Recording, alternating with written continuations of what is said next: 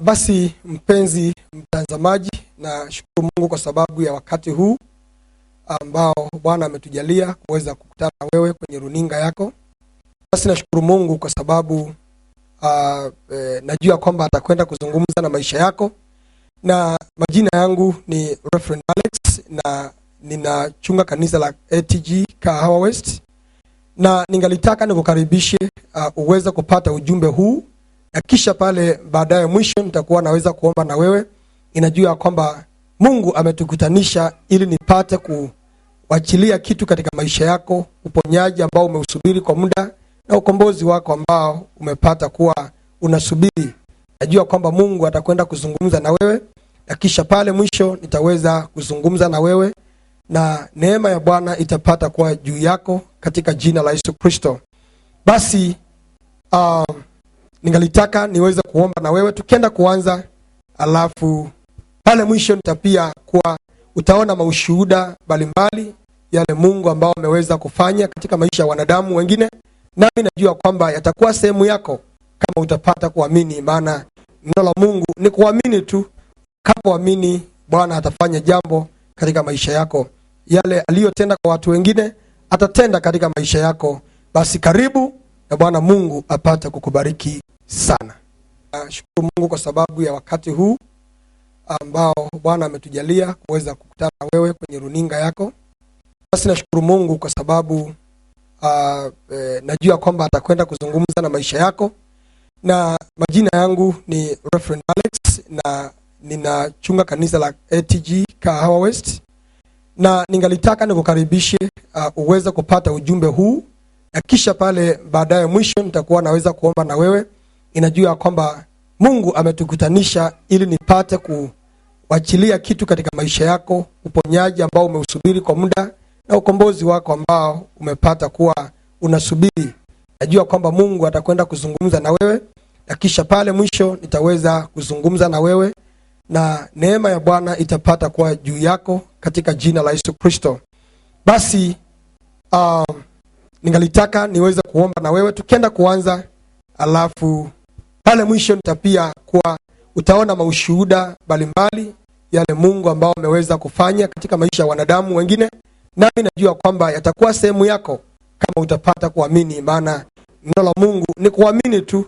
Kapoamini, Bwana atafanya jambo katika maisha yako. Yale aliyotenda kwa watu wengine atatenda katika maisha yako. Basi karibu na Bwana Mungu apate kukubariki sana. Kasapisha boma zetu, kasapisha watoto wetu.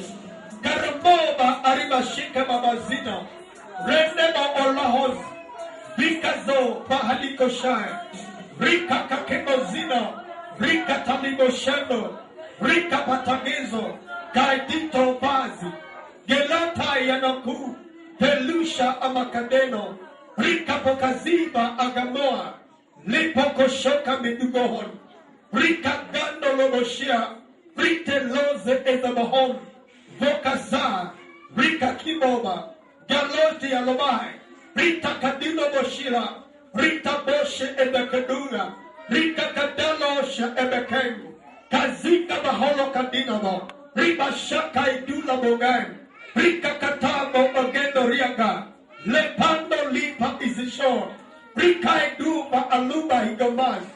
Ya kwamba Mungu uishie milele, ya kwamba mchana wa leo katika jina la Yesu Kristo, the Lord, somebody shall come out of this house and say, surely the Lord touched my life. Sema, Bwana Yesu, naomba uninguze maisha yangu na uponye kila sehemu ya maisha yangu ambao roho za giza zimekamata katika jina la Yesu. Mapepo, mashetani waliokalia maisha yangu waanza kuhama. Na wapa ruhusa ya kuhama ndani ya mwili wangu, ndani ya maisha yangu, ndani ya boma yangu, ndani ya kazi zangu. Ninakwambia weka mikono yako juu, kuna neema inashuka juu yako katika jina la Yesu. Kuna wengine unaniangalia namna hii kama uelewi. Mimi nasema tu, ukiwa umeweka mikono yako juu hivyo, neema ya Bwana inakutembelea. Nami nimesema usimame kwa miguu yako na uweke mikono yako juu, kwa sababu kuweka mikono yako juu sio tradition, ni kumaanisha kwamba nimejiachilia kwako Bwana, unisaidie. In the name of Jesus. In the name of Jesus. Kuna neema inashuka juu yako. Mimi nakuambia tunapoenda kuanza ibada hii katika jina la Yesu, kuna watu 7 ambao uta experience nguvu za ajabu juu ya mwili wako, juu ya maisha yako. In the name of Jesus, begin to receive. Anza kuipokea hiyo nguvu. Anza kuipokea hiyo nguvu. Naachilia neema ya Bwana. Naachilia neema ya Bwana. Funguliwa katika jina la Yesu. Funguka maombi yako. Funguka boma yako. Funguka ndoa yako. Funguka kazi ya mikono yako. Funguka maisha yako. Ninaachilia neema juu ya maisha yako. Naiachilia. Naiachilia. Pokea. Pokea. Pokea. Power. Ninaachilia moto katika jina la Yesu. Wewe unapata kazi. Wewe unakuona maendeleo. Ninaachilia moto. Ndio hiyo moto juu yako. Para isonio. Para isonio. Para kucheleweshwa maishani mwako. Para. Ndio hiyo moto. Ndio hiyo moto. Ndio hiyo moto. Ndio hiyo moto. Ndio hiyo moto. Ndio hiyo moto. Ndio hiyo moto. Funguliwa uoneke. Funguliwa katika jina la Yesu. Majini ambayo yanakamata maisha yako yanakuona katika ulimwengu wa roho, inaachilia moto. Fire is on you now. Yes. Pokea nguvu za Bwana. Pokea nguvu za Bwana. Pokea ubatizo wa Roho. Pokea nguvu za ajabu. Pokea ukombozi wako katika jina la Yesu. Ndio hiyo moto. Ndio hiyo moto. Ndio hiyo moto. Ndio hiyo moto. Inaachilia moto. Nguvu iko juu yako. Inaikamata madhabahu ya shetani. Na ikamata nguvu za adui. Na kamata maroho ya ukoo. Inaachilia neema. Kuna watu wako hapa katika jina la Yesu ya kwamba wamelaaniwa na mtu na anakufa, lakini right now inaachilia neema. Yes. Nafuta laana ya mtu aliyekufa iliyokalia maisha yako. Power is on you. Power is on you. Power is on you now. Yes. Yes. Yes. Yes. Ewe Bwana, naomba unguze mtu huyu aliyolaaniwa na nyanyake na akakufa. Huyu mtu naomba apate kuguzwa na wewe. Yes. Yes. Nguvu ziko juu yako. Neema iko juu yako. Inasema utajizuilia. Neema itakuja juu ya maisha yako katika jina la Yesu Kristo. Na kamata mapepo na maroho yale ambayo yanakukamata kwa sababu ulilaaniwa na nyanya yako. I release power now. Pungua laana ya nyanyake. Pungua laana ya nyanyake. Pungua laana ya nyanyake. Laana za nyanya yake. Laana za babu yake. Laana za watu waliyekufa. I release power now. Receive now. Receive now. Receive power. Receive power. Receive power. Yes. Tayari kuna mtu, nguvu za Mungu ziko juu yako tayari. Laana hiyo nyanya yako na ifunja katika jina la Yesu. I break it now. I break it now. I break it now. I break it now. Sema Bwana Yesu. Laana za nyanya zetu na mababu ninaenda kutangaza jioni ya leo zitaniachilia. Zitaniachilia. Kuna mtu nasikia kama kuna kitu inatolewa katika uso wako, na hiyo nguvu inakuja juu yako. Hiyo nguvu inakuja juu yako. Inakunyang'anya hiyo laana kwa jina la Yesu. Inakunyang'anya hiyo laana in the name of Jesus. Let the power. Let the power. Let the power. Let the power come on you now. Yes. Tayari iko juu yako. Tayari iko juu yako. Tayari iko juu yako. Tayari iko juu yako. Tayari hiyo nguvu iko juu yako katika jina la Yesu. Kuna mtu pepo umetumiwa. Roho ile ambayo ulitumiwa hiyo madhabahu ya kutoenda kutooleka. Nao mashetani yanakukamata. I command them now. Command them now. Command them now. Break now. Vunja kazi ya shetani. Kamata mashetani hayo na maroho yale ambayo yako ndani yako ya usherati. Inaenda kuyatangazia katika jina la Yesu. Chomeka na moto. Chomeka na moto. Chomeka na moto. Power is on you now. Power. Power. Power. Power. Power. Power is on you. Power is on you. Power is on you. Power is on you. Power is on you. Power is on you. Power is on you now. Hapo shetani amekuweka roho ya usherati kwa sababu ulitumia madhabahu ya kutooleka. Right, hapo.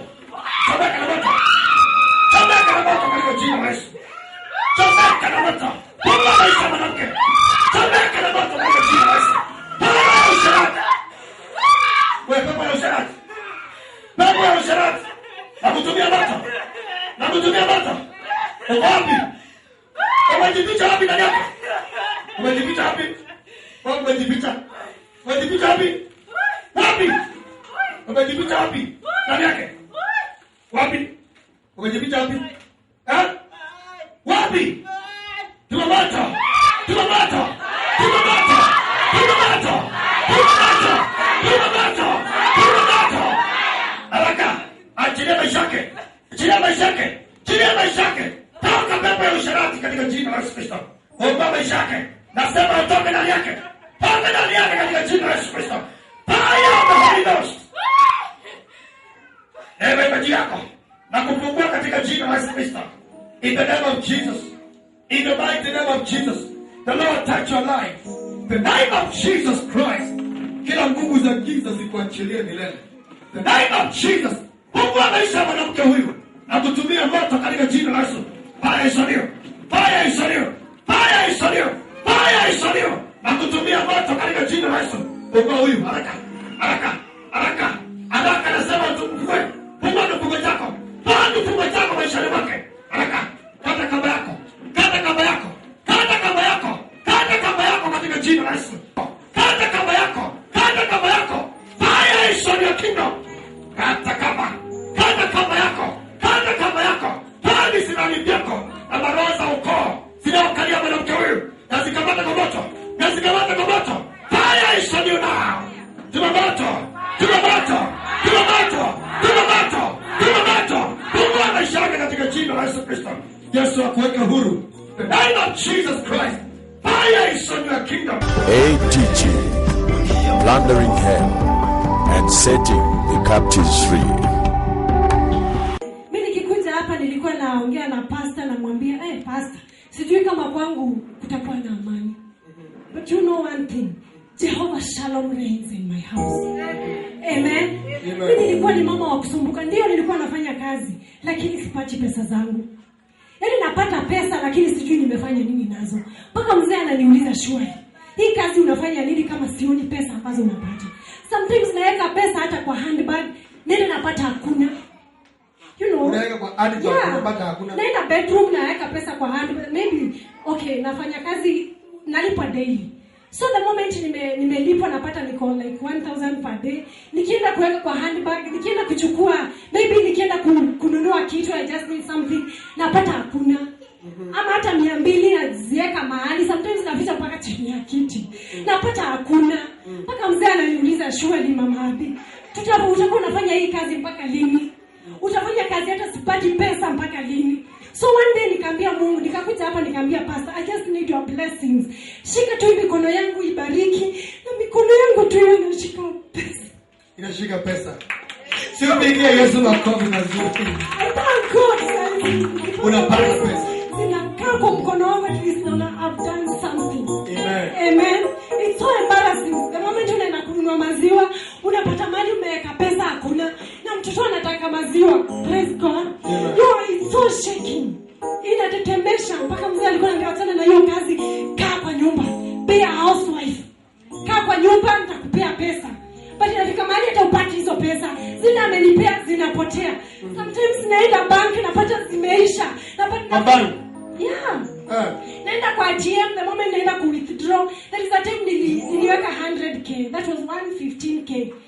Nilikuwa nimepewa na mzee. So that time nilikuwa wakati naenda, najua kuna mama hapa marafiki zangu, nilikuwa naenda udhoni wangu. So that moment naenda kuangalia pesa, tunafanya budget ya udhoni, nikapata naenda ku withdraw, napata kama nime withdraw 10k, napata ni kama zimepungua na 10k, napata 50, so zimetoka 20.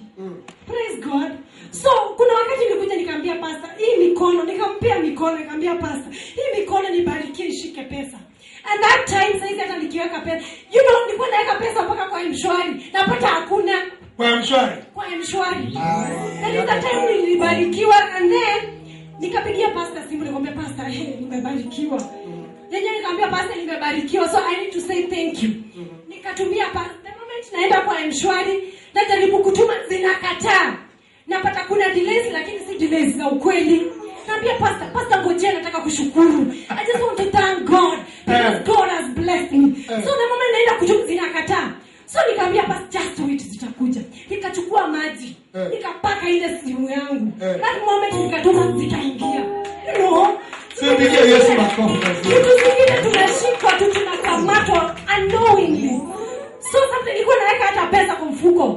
napata hakuna. So saa hizi zinakaa. Saa hizi pasta zinakaa. Sio piga Yesu makofi. Tuweke mikono yako juu ili nibariki. Katika jina la Yesu Kristo, pesa ikae mikononi mwako. Upate utajiri wako, upate mali yako, upate ploti zako, upate pesa zako. Nunua gari yako, nunua vitu vyako. Ishwe kwa na pesa. In the name of Jesus. Tupigie Yesu makofi mazuri. Kama zilikaa kwa dada yangu, hata kwako zitakaa. Sema amen. Sio ile ya kukaa saa zote unalemewa na maisha. Kuanzia leo na kuondolea roho ya kulemewa na maisha. Bwana asifiwe sana. Hata niseme Mungu amenitendea mema katika nyumba yangu. Vile huyo dada amesema, hata pasta anajua, hata mimi kulipa nyumba kwangu ilikuanga ni baraka. Wewe kwanza ulikuja hapa kama unaambiwa toka aenda kabisa. Nilikuanga naambiwa toka kabisa na uende. Pili naitwa takataka na landlord. Bwana asifiwe. Naambiwa takataka hii toka uende. Bwana asifiwe. Lakini kwa maana Mungu ni mwaminifu, hiyo takataka imetoka kitu kizuri. Bwana asifiwe. Sasa hii ukiangalia huyo landlord pastor, sasa hii unaweza mhurumia. Huyo landlord mwenye aliniita takataka. Niliambia Mungu, wewe unanisikia. Na umesikia kenye nimeitwa. Asante. Sasa wewe saa hizi mambo inaenda vizuri. Mambo yangu yameenda vizuri. Pastor, nilipata kazi. Ulipata job? Nilipata kazi na bado nangojea ingine. Si hiyo. Nangojea bado ingine na sikia ingine kwa ingine mahali. Simpigie Yesu makofi mazuri. Sasa unaendelea poa? Naendelea vizuri. Mungu amenitendea mema. Amenibariki na baraka zake ndani ya nyumba yangu. Bwana asifiwe. Vile huyo ndana mwingine amesema pale mama, Mama ambia amesema, pasta hata mimi singeshika pesa niweke kwa nyumba yangu. Kweli? Ukweli? Ni kwanga na sipata, naenda kibarua, nikikuja dakika 2 simeenda na sijui simeenda wapi. Bwana asifiwe. Lakini nashukuru Mungu ni kwa maana kuna Mungu ambaye anaishi. Bwana asifiwe. Sasa hii naweza weka hata 100 kwa siku. Bwana asifiwe. Lakini ile ya maana mimi huambia kila wakati, kumbuka Mungu mwenye yu kupea. Bwana asifiwe. Nilisema siku nyingine hapa, sikuwa najua kutoa hivi ni kumaanisha nini. Nilikuwa napata pesa zangu zote napeleka na huko nakula. Hata sijui sikuanga sinaenda wapi. Hata pili pastor, mtoto wangu ako shule. Sahi ako sawa. Ako sawa kabisa. Watu wote ni wazima. Pastor, wale amri zangu sahi kila mtu sasa ana regret. Kama pili hata niwaambie, yule ako na sister yake hapa. Si wa challenge. Mimi najua dadangu. Na ninamjua sana. Tumezaliwa tumbo moja, lakini acha niwaambie, adui yako ni huyo wako karibu na yeye. Hata mwenye umezaliwa na yeye. She was my enemy, pastor. Sahi analia machozi. Kwa sababu yangu. Anakutafuta. Ananitafuta. Pili anipati. Kwa sababu gani? Si ati simchuki, ninaenda kwake ndio, lakini nasikia kukaa kwa nyumba yake, nasikia kuna mimba inanidunga hapo. Lakini kwa nyumba yake. Lakini naambia Mungu jambo moja, hiyo ataitoa. Bwana asifiwe. Kwa maana kuna Mungu anatoanga. Bwana asifiwe. Hivi hata yale Mungu amenitendea, hata wewe pokea katika jina. Amen. Simpige Yesu makofi mazuri. Fanya haraka tu. Mimi nasema kama una ushuhuda simama hapa tu. Huyu akimaliza tunaingia tu. Wewe ulipo tu. Kwa muda sijachukua ushuhuda. Bwana asifiwe. Amen. Jina naitwa Mary, nimeokoka.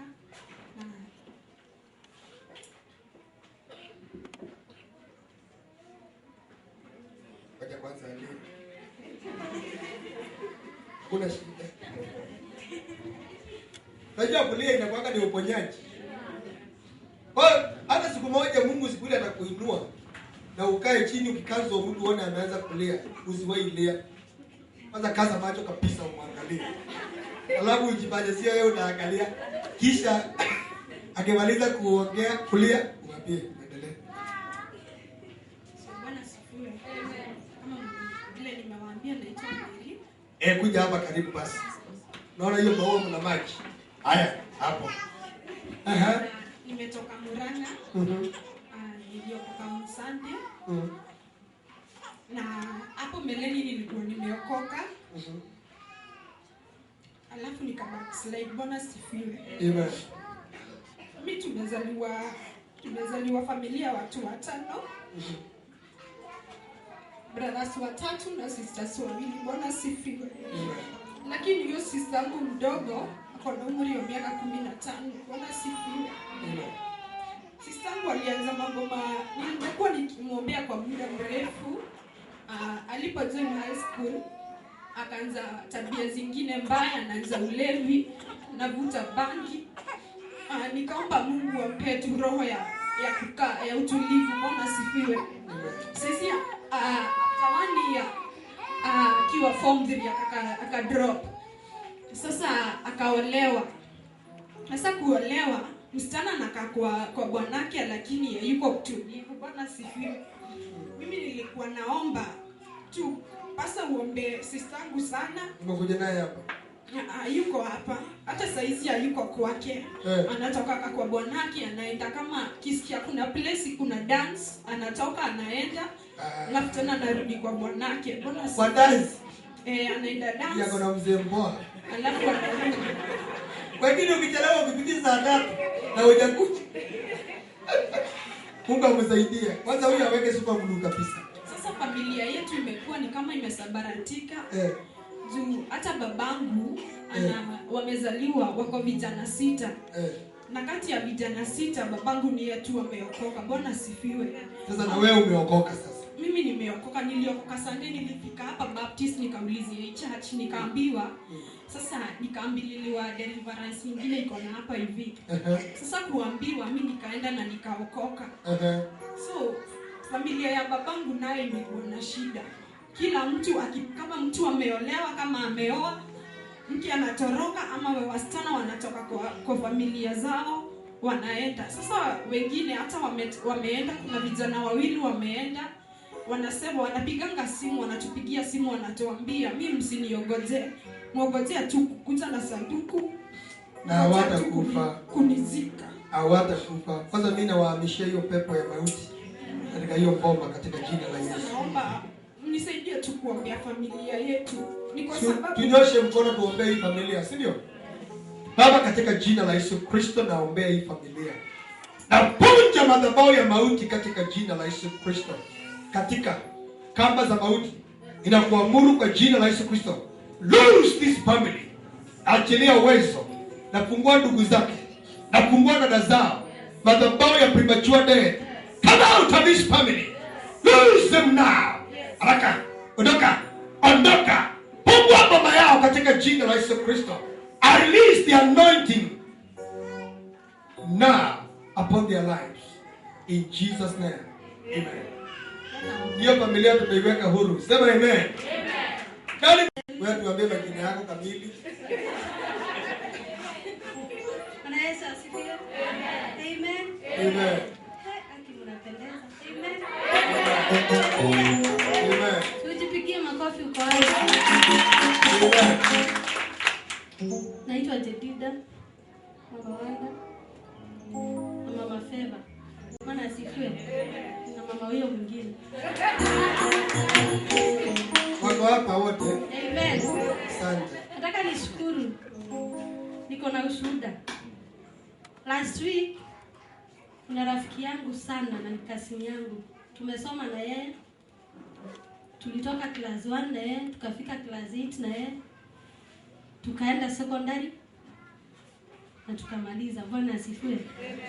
Last week amenipigia simu akaniambia amejifungua mtoto na amechoka sana, ako katika hali mbaya.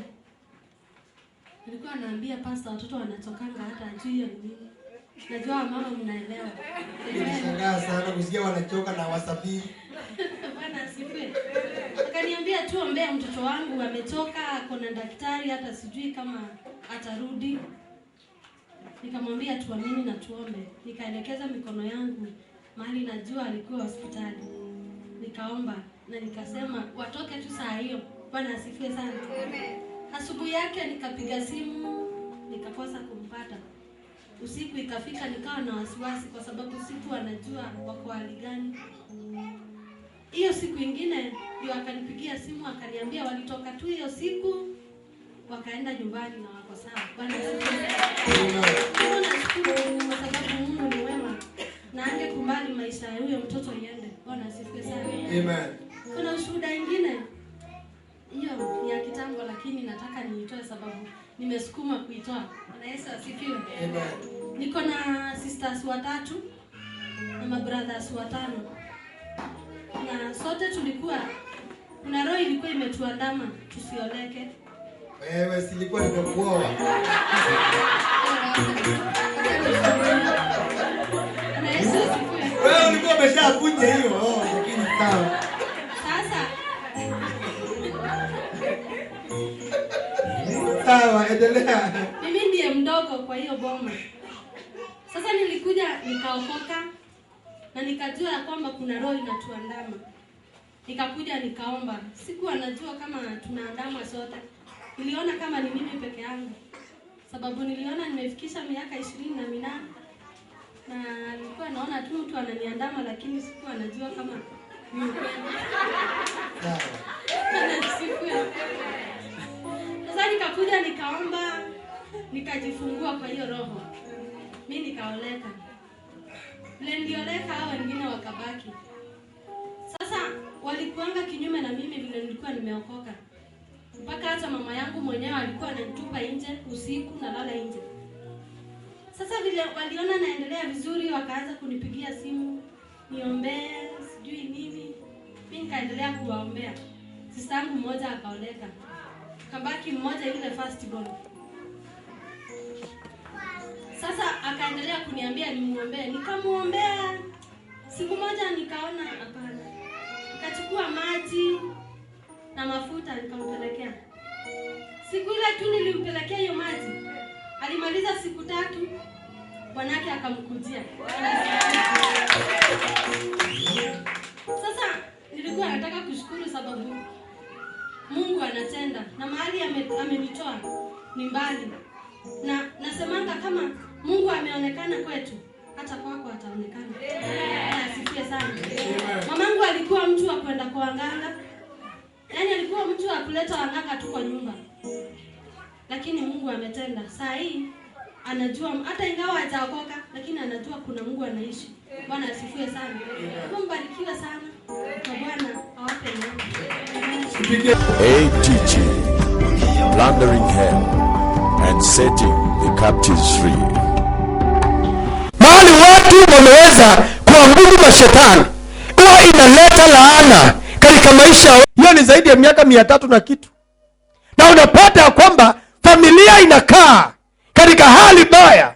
Familia inakaa katika mashida kwa sababu ya maagano yaliyowekwa katika ile familia. Na unapata kwamba familia haiwezi ikawa na raha. Familia haiwezi ikaenjoy zile baraka ambazo Mungu ameweza kuachilia tuweze kuenjoy. Na kwa hivyo hapo ndio nasema kwamba katika maisha yako, labda katika mboma yenu, kuna laana fulani ambayo ama kuna maagano fulani. Maagano unapata kwamba ni makubaliano baina ya watu 2 au 3 ama zaidi ya hao. Na unapata kwamba watu wenu wanaweza wakawa waliweka maagano na mapepo na mashetani. Na walipoweka zile agano, basi zikakuwa agano za kuweza kufinyilia familia. Na ukapata familia haiwezi kuwa na amani. Familia inaanza kuwa na barrenness ama utasa usioeleweka. Mimi nakuombea Mungu utapima ovyo ovyo. Sema amen. Sema sitakufa mapema. Nitaishi katika jina la Yesu. Bwana Yesu asifiwe sana. So unapata kwamba huyu mtu anaanza kupima ovyo ovyo. Na kila wakati anakaa mtu ambao anastuka. Wewe unaishi maisha ya kustuka. Shetani lazima aachilie mboma yako. Maagano yake lazima yavujike. Na si tuwe na afya nzuri katika jina la Yesu. Maana hatuwezi kukaa hali ya kutishika kila wakati. Kila siku ya maisha yako wewe unakaa, jamani mimi naweza kuwa niko na kansa. Jamani mimi naweza kuwa niko na magonjwa ya TB. Ni maroho za umasikini. Kuna familia zimejaa umasikini. Yaani umasikini inaongeeka kama watu kwa hiyo pombe. Wewe unapata kwamba wanajua vizuri ya kwamba hiyo mboma hata mapepo yameshaandika vizuri. Yakasema hapa hakuna mtu anaweza kuwa na nyumba yake. Mapepo yameshaandika ya kwamba hapa hakuna mtu atapata kazi na akae na kazi. Nami nasema katika jina la Yesu ya kwamba hayo maagano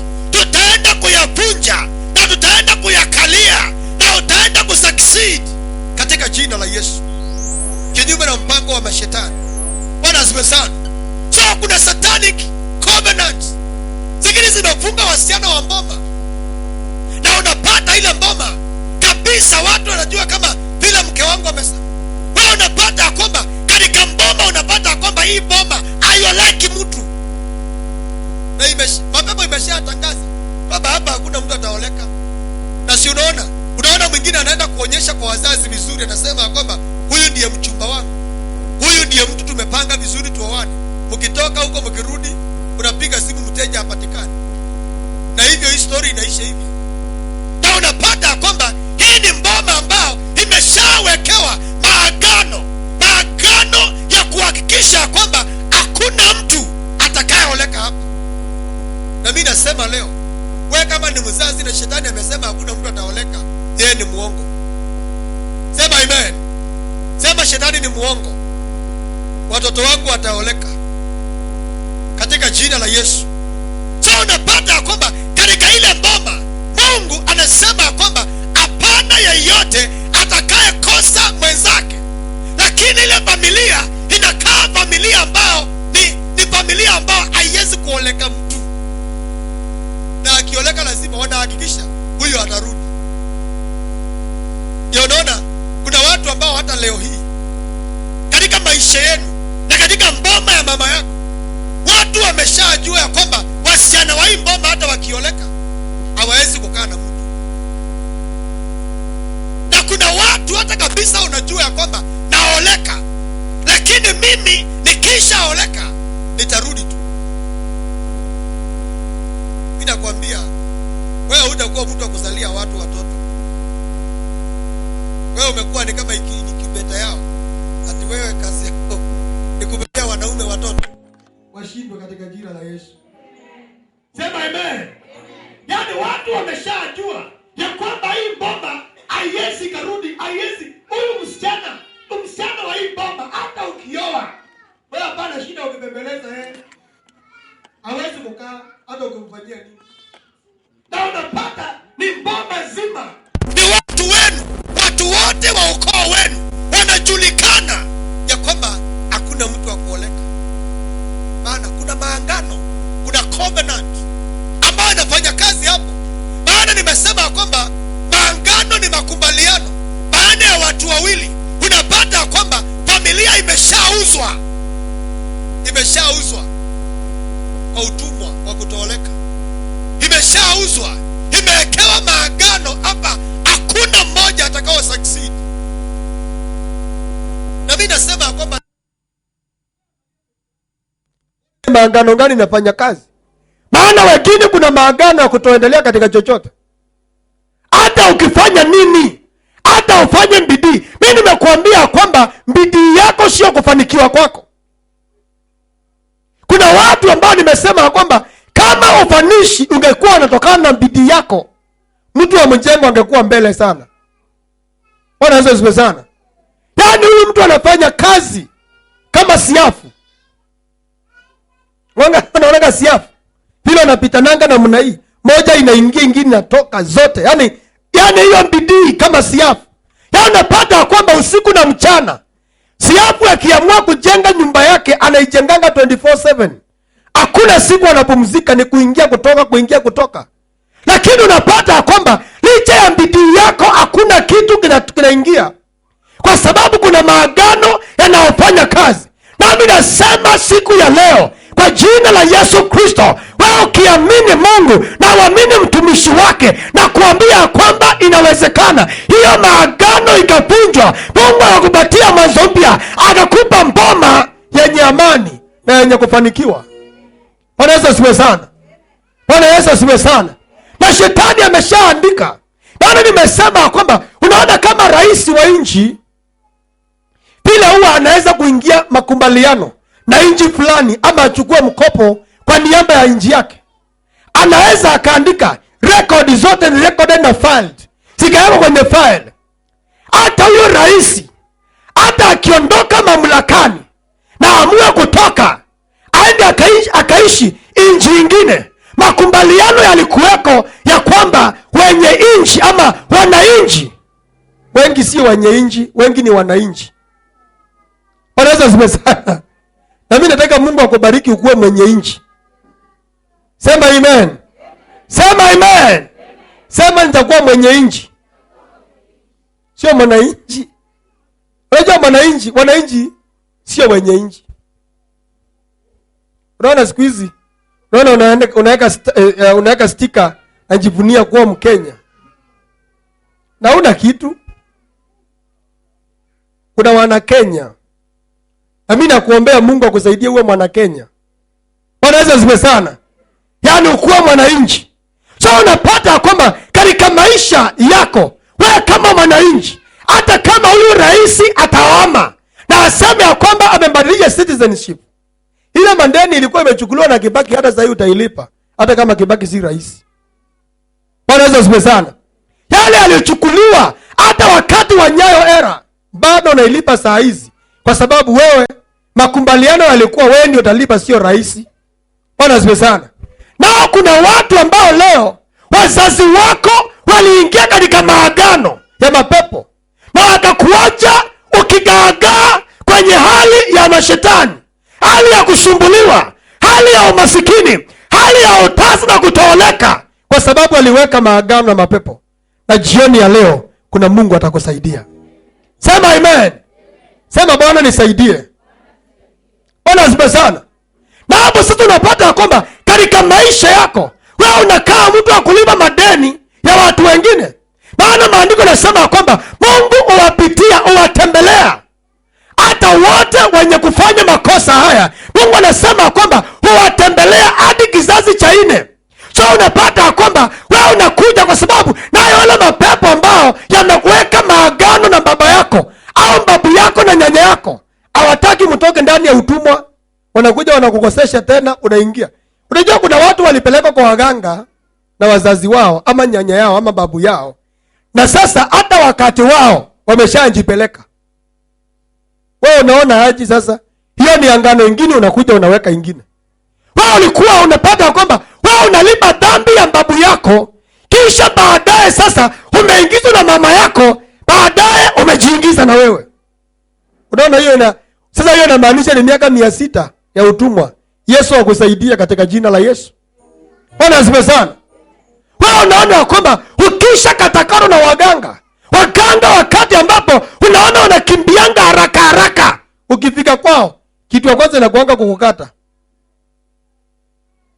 Unajua hao wanakuweka singino yao ndio usitoke haraka. Bwana Yesu asifiwe sana. Bwana Yesu asifiwe sana. Na unapata katika maisha yako wewe unaishi maisha ya kulipa deni ya mzazi wako, unaishi kulipa madeni ya ancestors wako, na kuombea Mungu deni zao wambebe wenyewe, ziwafate makaburini. Bwana Yesu asifiwe sana. Maana mimi najua kwamba inawezekana. I know that it is possible. Mungu anaweza akakuondolea madeni yao kwa uwezo wa damu ya Yesu peke yake. Ukumbale kuokoka na ukae vizuri kwa wokovu. Bwana Yesu asifiwe sana. Mimi nimekuambia katika kizazi hiki tuko hapa leo, watu wengi leo wako na mashida kwa sababu ya vitu ambao wameshajiingiza. Ndio watu wenu waliingia katika maangano, kisha baada wao kuwa wameingia na wao umekuja na wao umejiingiza. Kwanza kama kuna dhambi, kuna shetani mbaya, ni mashetani zile unapata kwamba maisha yako baada ya kupata kwamba, kwa sababu kuna njia nyingi za kuingia katika maangano. Baada ya kuwa umepata kwamba kuna maangano inafanya kazi, kuna watu ambao wameshajiingiza katika maangano zingine through sexual intercourse.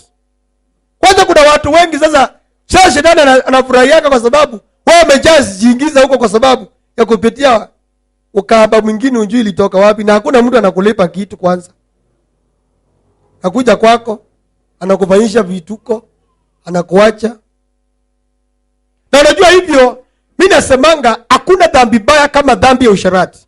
Unajua kwa nini Mungu anachukia usherati? Kwa sababu kitu cha kwanza, hata kama ni nani anaifanya, awe ameokoka ama hajaokoka, kitu cha kwanza, roho ya usherati, dhambi ya usherati ni dhambi yenye covenant. Huwa unaingia angano kupitia usherati. So immediately umeshajiingiza kwa usherati. Unajua hiyo ni angano umeweka. Kuna watu hawezi kuoleka mpaka tuvunje maangano ya usherati. Wanaweza zibe sana. Wanaweza zibe sana. Mbona niangalia aje? Mimi nakwambia, kuna mtu huwezi kuoleka na ukae kwa mboma yako. Hiyo kitu, hiyo agano uliweka na mtu. Kwanza hiyo agano, kwa sababu unajua problem ile inakuanga na covenant ya sexual intercourse, kwa sababu ni agano ambayo ina involve damu na nafsi yako.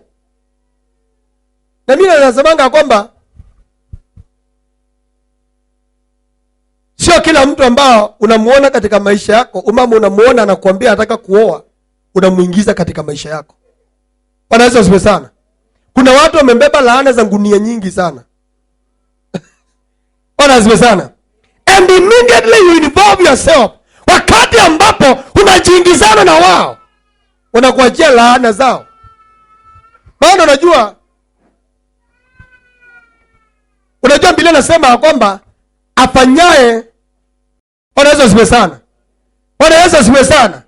Lakini covenant ni lazima ukiri. Na unajua problem ya watu wengi, unajua mimi nakwambianga utafute siku. Unakuja hapa tunakaa tunaongea, unanieleza vitu mashida zako. Especially on Tuesdays na Wednesday kuanzia saa 4. Utanipata hapa, tukae chini tuzungumze tukiwa wawili. Kwa sababu kuna watu wako hapa, hata ukiombea aanguke na mapepo ilie ndani yake na ifanye nini, hawezi kusaidika. Kwa sababu problem ile yako nayo, kuna vitu ameficha ndani ya roho yake, and they don't say the truth. Na nikuja kwa mchungaji wako, na mimi nakuahidingi kitu kimoja. Mimi nakuahidingi kitu kimoja, kwamba information yako ambayo unanipatia inakuwa very confidential. Wanaweza zipe sana, ya kwamba hakuna mtu mwingine anaruhusiwa kuipata. Hata wacha nani, mke wangu. I don't discuss anything to do with my members, even with my wife. Unanielewa vizuri? Wanaweza zipe sana. And she's a witness, ako hapa. Me I don't. Because the moment mtu amekufungulia moyo wake, maana kuna watu walifanya vitu vya aibu. Kuna watu ambao wameshafanya abortion. Na hiyo ni dhambi. That is murder. Ukaua mtu. Na wewe unataka wewe ukuje tu uombewe kiolela na mna hii, pastor wewe niombee tu, hakuna shida. You need to talk the truth. Maana mimi nakwambia kwamba half truth is still a lie. Wakati ambapo unasema ukweli nusu, bado wewe ni muongo. Wanaweza zibe sana. Na mtu muongo hawezi kupona. Mtu ambao anasema vitu nusu hawezi kujisaidia. Kuna watu ambao wamepita katika mikono ya watumishi wa Mungu wenye anointing ya hali ya juu na wamesaidia wengine, lakini huyu mtu hasaidikangi because they speak a lie. Wanaweza sana. Na unaona kwamba wao wameokoka, na bado unakaa na magonjwa, bado unakaa katika hali mbaya ya visirani, kwa sababu kuna ukweli hautaki kusema. You need to talk the truth. Wanaweza sana. Sema ukweli usaidike. Lakini wakati ambapo wewe unaongea uongo, ama unaongea hivi, pastor, ni vitu vya aibu sana tu, pastor wewe niombee, ni vitu vya aibu, lakini sema. Wanaweza sana. Ili upate kupona. Maana kitu cha kwanza, kitu chochote ambacho kilifichika na umekisema kabisa, roho yako huwa imeachwa bila kubeba mzigo. Wanaweza sana. You are flawed. That luggage unaitoa ndani ya roho yako, unaimwaga, unamwambia mtumishi wa Mungu, nataka unisaidie, maana maisha yangu, na usiogope. Ni heri uone yani uaimbike kusema kuliko kukaa nayo katika roho yako. Maana ukikaa nayo kwa roho yako, inakaa ikikukula pole. Wanaweza zibe sana. Na kuna watu leo hii wanakufa na mashida ambao wangalieleza wachungaji wao. Na nimekuambia kwamba problem ile tuko nayo ni kwa sababu tuko na watu ambao hawana mchungaji. wanakaa kama ndege wa hayawani, wanakaa kama mandege wa msituni. Maisha yao unapata kwamba wewe unakaa, it is like you don't have a pastor, au na yule mchungaji ambao unaweza ukamweleza. Na kitu cha pili, ako na understanding ya mambo ya Mungu. Ona siwe sana, ona Yesu siwe sana. Maana haya mambo nakwambia ukweli yamekula watu wengi. Lakini problem tuko nayo kwa sababu unapata kwamba huyu mtu yeye ameshafanya abortion, lakini anataka Mungu amsaidie ampatie mtoto. Maana mtu yeyote ambao ameshafanya abortion, shida ile inakuwa ni kwa sababu hata mtoto ambao ulitoa, kwa sababu alikuwa hai, damu yake unamulilia Mungu kila siku. Wanaweza siwe sana, wanaweza siwe sana. Maana damu ya Kaini, maandiko yanasema kwamba Mungu alimwambia Abili ya kwamba inanililia kutoka kwa mchanga. Damu ambao unamwaga. Kuna watu wako hapa, wewe unajua baba yako aliua, lakini hutaki kusema mfunguliwe. Sisi hatukuja kukufunga, tutakuja kukusaidia. Bwana asifiwe sana. Bwana Yesu asifiwe sana. Na unapata kwamba na wengine hata kabla hawajaokoka wakaua. Kisha baadaye wao wanakuja tu kanisani. Mapepo hayajasahau hiyo record. Kitu cha kwanza, when demons do not forget covenants. Hapo kitu cha kwanza nasema kwamba, nasema hivi, Satan has all copies of covenants since he became the god of this world. Kitabu cha 2 Corinthians chapter 4 verses 4 inasema kwamba Shetani, the devil, is a god of this world. Yeye ni mungu wa ulimwengu huu. Wakati ambapo mwanadamu aliasi na akamwacha Mungu, Shetani alifanyika kuwa mungu wa dunia hii. Bwana asifiwe sana. Na hiyo ni maandiko yako dhahiri. Na kwa hivyo sasa, so the devil, Shetani akona copies zote, akona kila kitu. Ndio kitabu cha Colossians. Unaona sasa umuhimu wa kuokoka. Kabla sija kuombea, nataka nikuombee. Colossians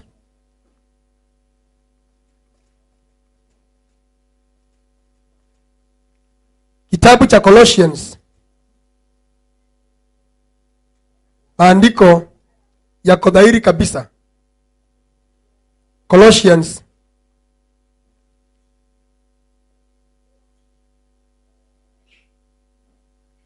maandiko yako wazi sana kwamba Yesu alizifunja hati, alizikatakata. Kuna hati ambao unahitaji. Ndio unaona kwamba sasa unapompatia Yesu maisha yako, unapoachilia maisha yako kwa Yesu akuokoe, awe mwokozi. Kuwa mwokozi haimaanishi tu kusema tu kwa mdomo.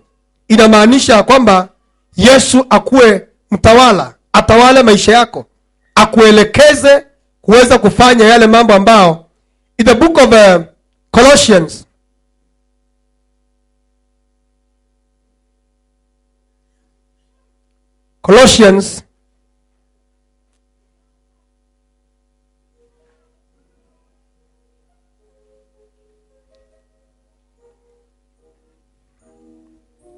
nitaka hapo ni kuangalilie mistari miwili mitatu bao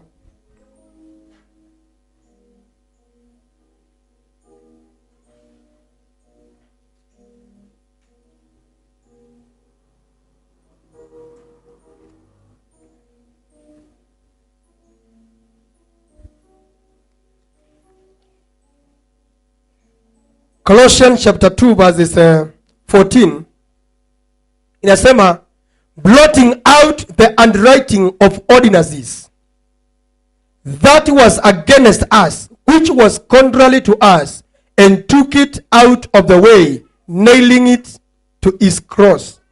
And having spoiled principalities and powers, he made a show of them openly, triumphing over them in it. So unaona kwamba Yesu anasema kwamba akisha ifuta ile hati iliyokuwa imeandikwa kinyume na sisi ya kutushtaki. So yako unapo submit kwa Yesu Kristo, and then useme ukweli, uzungumze kweli tu, umwambie pastor, hii ndio imekuwa maisha yangu, uweka wazi. Maandiko nasema kwamba Yesu akaifuta ile hati. Maana kuna hati, kuna vitu vingi ambao shetani ameandika kinyume nasi, na anajua kwamba hatujasema ukweli. Anajua kwamba tumekuja kanisani, ndio tumeombewa, lakini bado hatusemi ukweli na hatuishi ukweli. So katika maisha yako shetani yako na rekodi zote za babu yako na nyanya yako, za mama yako na baba yako, zako wewe ambao unakuwa ukienda kwa waganga wa kienyeji na kufanya vitu vya siri kinyume na mume wako au mke wako. Ako na zile vitu zote, ameweka tu file, asema wacha ajidungize mwimba. Wewe unakuja unajidungiza mwimba, na wewe unafikiri ya kwamba unajua percentage ya wale watu ambao wako makanisani wanafanya vitu vya uovu, ile tunajuanga ni kidogo sana. Bwana Yesu asifiwe sana. Bwana Yesu asifiwe sana.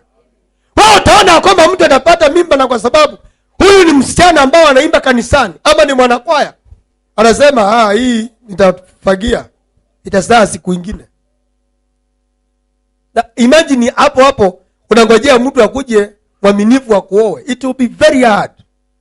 Maana kitu cha kwanza umemfungulia shetani nafasi. Maandiko yanasema kwamba shetani ni mshtaki ya wandugu. Wakati wote ambapo umeingiza kwa mambo kama hayo, umefungulia nafasi shetani ya kushtaki kila siku, na kusema huyu si mwaminifu, anaomba mume wa nini?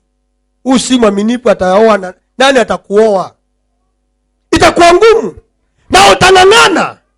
Maana wao unakuwa kwamba katika maisha yako umeshajiingiza kwa maagano ambayo si mazuri. Maisha yako, maagano ambayo umefungua, maagano ambayo wewe umeshajiingiza. Shetani anajua kwamba this is against the word of God. So he begins to accuse you before God. So every day of your life, wewe unatembea, lakini anakuaccuse. Anasema huyu hawezi kuoleka na mtu. Na hapo hapo ndio unafungulianga nafasi. Sasa usiku ukilala, unaanza kuona majini nyingine na kujanga kulala na wanadamu. Majini za Maimuna. Unaona zinakuja, zinaitwa Maimuna. Majini zinakuja, zinaanza kulala na wewe. Ikilala na wewe usiku unaanza kuota ikukuweka pete. Sasa kwa sababu wewe umeifungulia nafasi, mimi nakuombea Mungu akusaidie. Bwana asifiwe sana. Mimi najua kwamba it is a hard decision, but it is the only decision ambao unaweza kumake na ikupatie permanent solution katika maisha yako. Bwana asifiwe sana. Unajua problem ile tuko nayo wa Kristo wengi kwa sababu tunataka temporal relief. Tunataka temporal solution. Upate solution ya leo, kesho utaki kunjali. Lakini kama wewe unajali maisha yako, ni lazima ukae maisha matakatifu. Bwana asifiwe sana. Magonjwa ambayo hayaponi yanapiga hiyo familia. Wasichana hawana mwelekeo, vijana hawana mwelekeo. Baba inakaa baba ambao ni kama ni baba ukiwa haina chochote, baba ambao haina future. Wao unaangalia vile mandugu zako wamepigwa na mapepo. Wao unaangalia vile dada zako wamekaliwa na majini. Vile watu wenu wamekaliwa na mizimu na maroho ya watu waliyekufa. Wao unaona umeokoka leo na unaona ukivuta mbali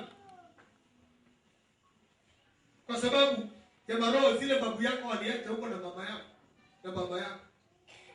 Wao unaona unazaa, wao unaona unapimwa vizuri hospitali na unaambiwa kwamba hauna shida, lakini hauwezi kupata mtoto bila maombi. Wala sipesa. Ninakwambia kwamba wao unaona familia zingine zimebaki na maringo, asiwezi kuingia maombi ziombewe na vile wametaabika na shetani. Wao unaona mtu huyu anaringa amesoma. Unaona huyu mtu anaringa ati kwamba ni kama anachochoka na hana kitu. Hakuna kitu ya kuonyesha. Hii ni baba ambao imekaliwa na shetani. Na zingine si uchawi, kama mbaki kusema tumerogwa na fulani. Mbaki kuonea jirani yenu. Asiku kuroga waroga. Wewe ni kumuonea wivu unamuonea. Mimi nakwambia over 50% ya wale watu wanasema wamerogwa si kurogwa. Ni laana na macovenant za kwao. Bwana asifiwe sana. Bwana Yesu asifiwe sana. Sasa wale wanabaki kusema kwamba jirani ndio anatoroga. Na hakuna mtu anakoroga. Ni kwa sababu ya maagano yaliyowekwa ndio yanateseka. Na kuombea Mungu akusaidie. Sema amen. Sema amen. Sio unaona kwamba watu wanabaki pale. Jirani. Si nani ndio anaturushia majini? Na si majini mnarushiwa na mtu. Ni macovenant, ni maagano ziko hapo. Na ni lazima zipunjwe katika jina la Yesu Kristo. Mimi siku moja nitakuitisha. Mimi siku moja nitakuja nikuitishe tu.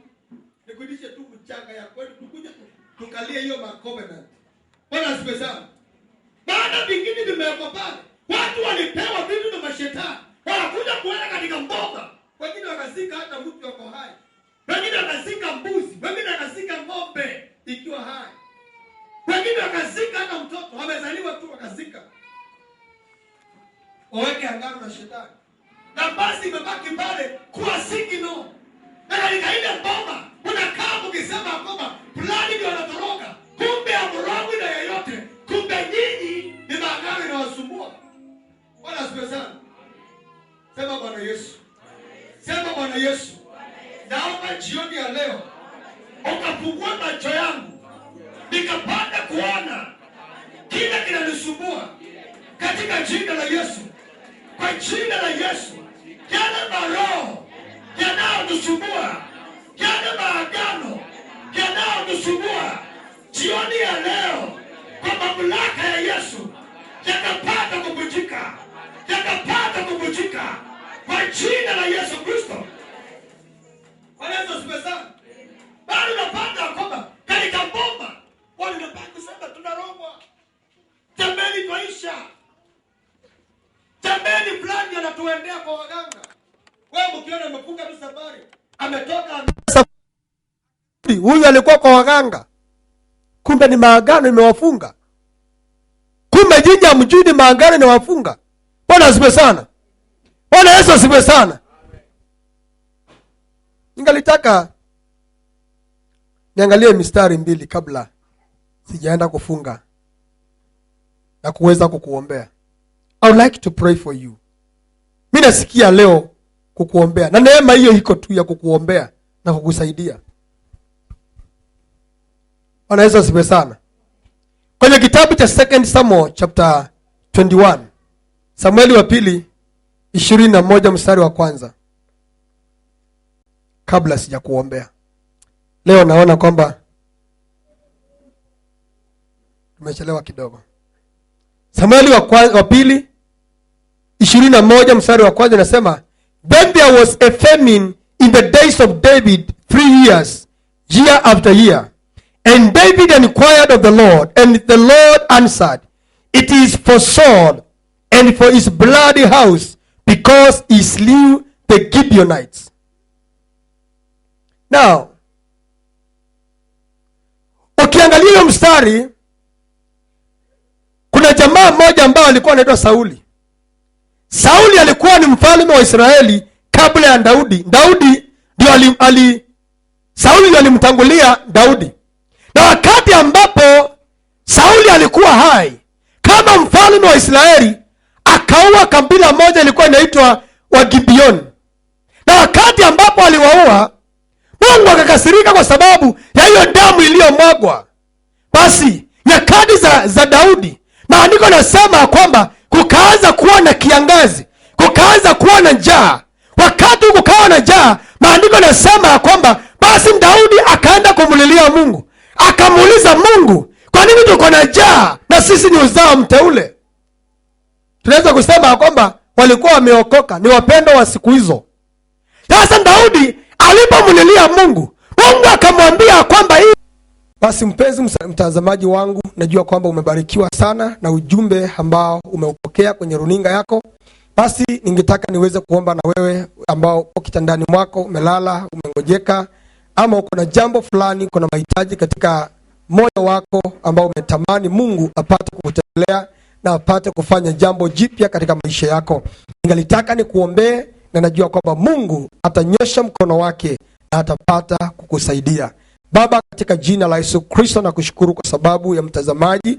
Ninaomba katika jina la Yesu Kristo nikiachilia uponyaji, nikiachilia ukombozi, nikiachilia neema isiyo ya kawaida maishani mwake. Yule ambao amekuwa mgonjwa, ambao kwa kitandani, mapepo yamemtesa, mapepo yamemnyamazisha, mapepo yamekamata contract yake, mapepo yamekamata kazi ya mikono yake, yamekamata ndoa yake. Nami naachilia uponyaji na ukombozi katika jina la Yesu Kristo. Yale maroho yote na madhabahu ya giza yaliyosimama kumtesa, Bwana Mungu, naomba katika jina la Yesu Kristo upate kuweza kumwonekania na ukapate kuwa pamoja naye. Kwa jina la Yesu Kristo ninaomba na kuamini. Amen. ATG, plundering hell and setting